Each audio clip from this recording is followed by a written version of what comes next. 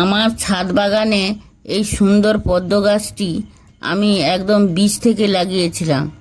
শুরুতে ছোট ছোট পাতা জলের নিচে ছিল, ধীরে ধীরে সেই পাতাগুলো বড় হতে থাকে। তারপর একদিন দেখলাম পাতা জলের উপরে উঠে এসেছে। এটা কিন্তু খুব গুরুত্বপূর্ণ একটা স্টেজ, কারণ এখান থেকেই গাছ বুঝিয়ে দেয় সে এখন ফুল দেওয়ার জন্য প্রস্তুত হচ্ছে।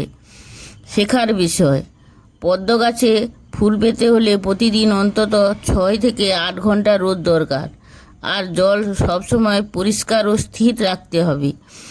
মাঝে মাঝে জলে হালকা সার দিলে গাছ আরও দ্রুত গ্রো করে এবং ফুল আসার সম্ভাবনা বাড়ে।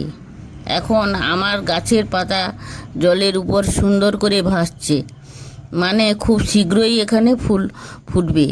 দারুণ পদ্ম ফুল। এই ফুল ফুটলে আপনাদের আমি শেয়ার করব। যদি আমার এই চ্যানেলটি ভালো লাগে, লাইক